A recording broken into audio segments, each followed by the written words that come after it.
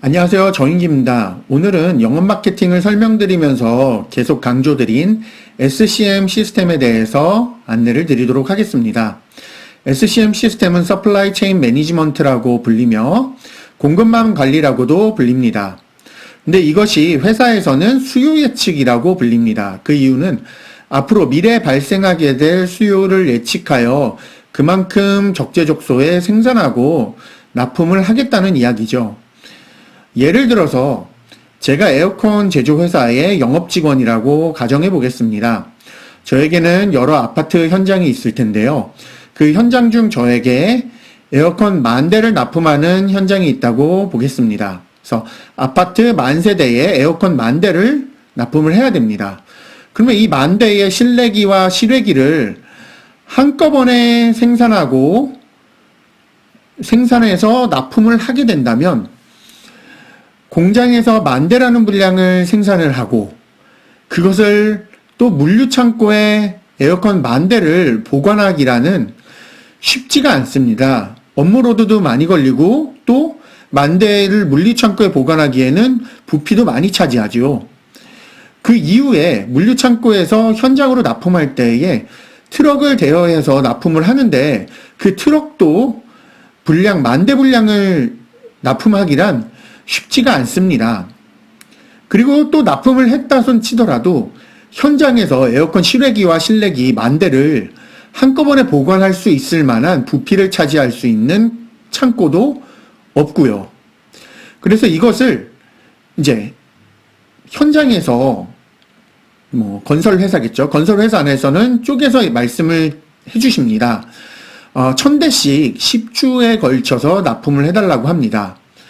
근데 보통 1,000대도 좀 많은 거고요. 보통은 한 500대에서 300대씩 한 주당 500대에서 300대씩 순차적으로 납품을 합니다.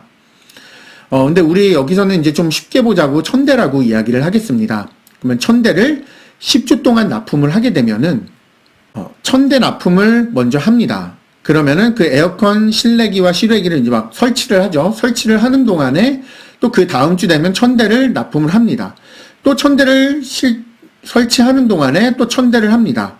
이렇게 순차적으로 1,000대씩 납품을 시키면은 공장에서 10,000대를 생산하는 것보다 1,000대 생산하는 것이 업무로드도 좀 적게 들고, 그리고 물류 창고도 10,000대를 저장하는 것보다 1,000대를 저장하는 게 더 적게, 창고비도 적게 들죠. 부피도 적게 차지하고.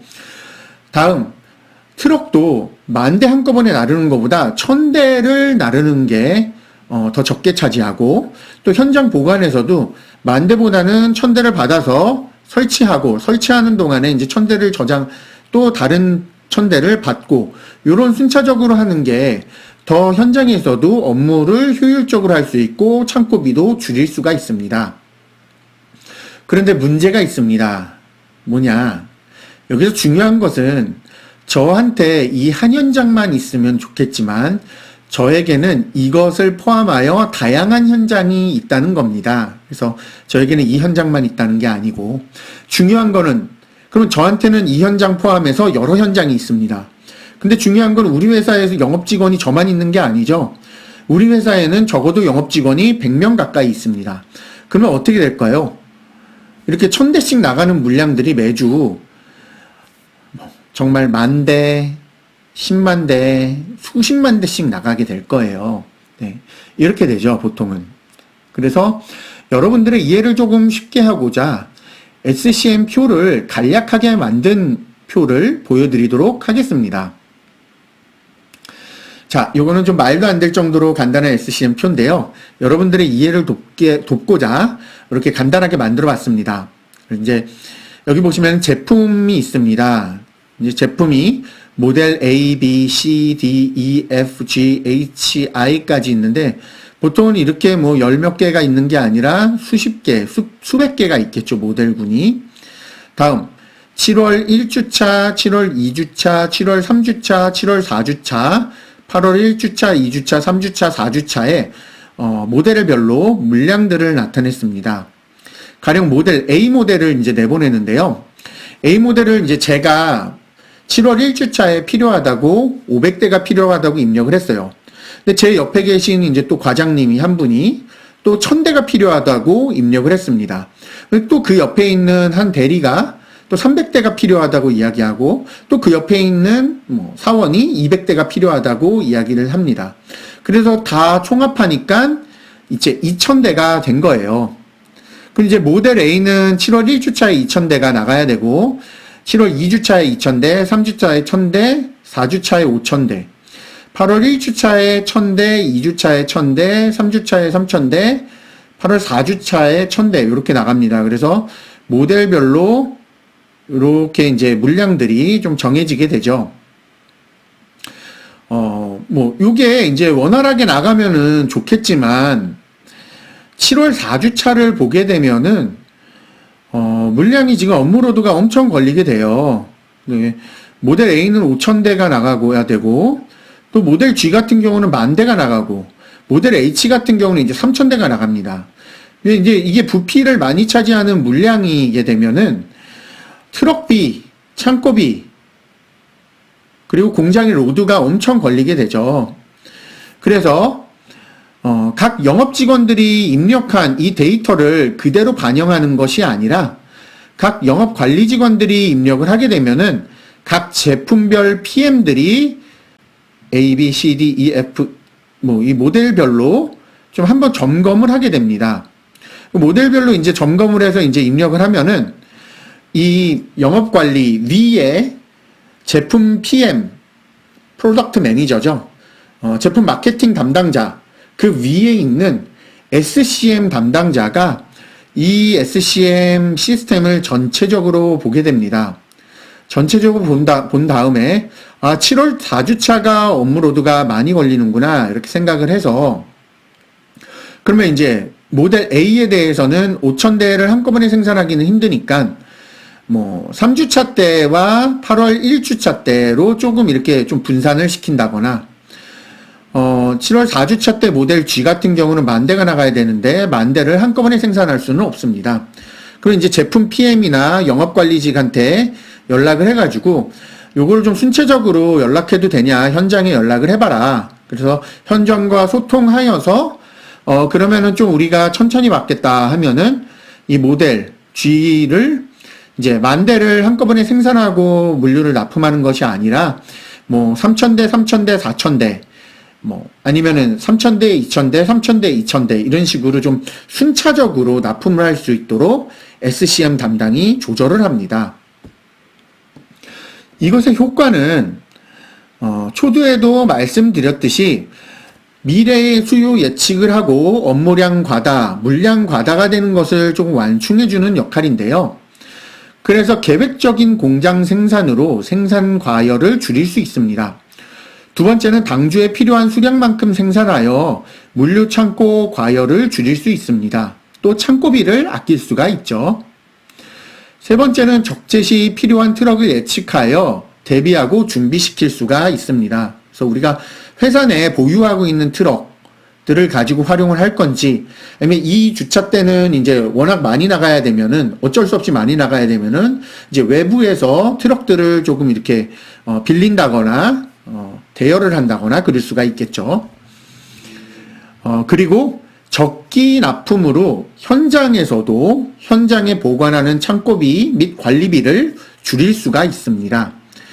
이게 이렇게 생산되는 양이 10만 대에서 10,000대, 1000대 수량으로 줄여지면은 아무래도 그 부피가 줄어들기 때문에 창고비가 줄어들고 또한 물량 공급하는 운송비가 줄어들 수가 있겠죠.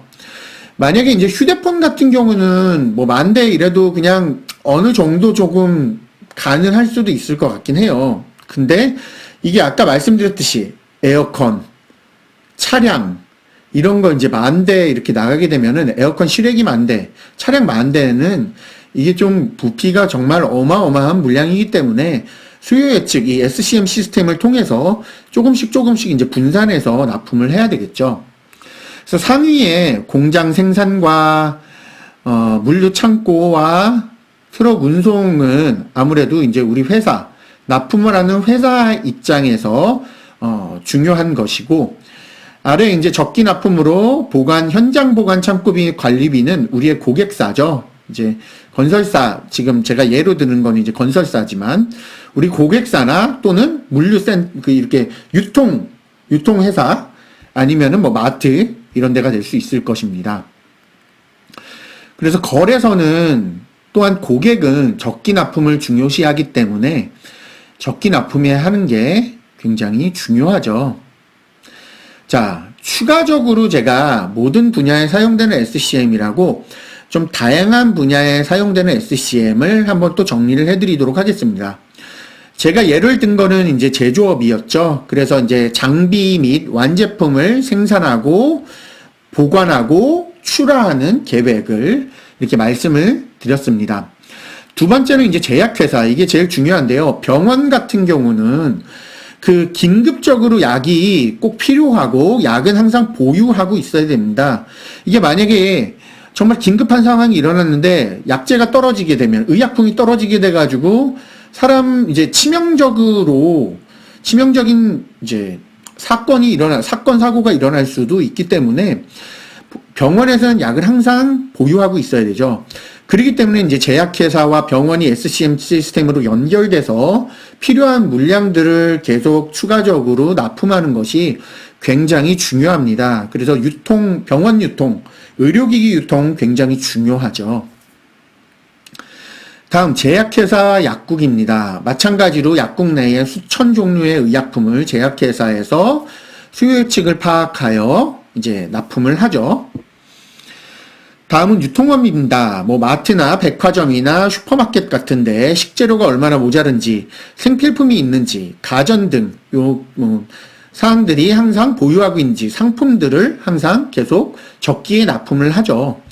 그래서 이제 SCM이 잘 되는 이제 유통업 마트 같은 경우는 항상 물건이 품절이나 매진되지 않고 계속 이제 채워지기 때문에 제가 이제 계속적으로 부족함 없이 살 수가 있게 되겠죠.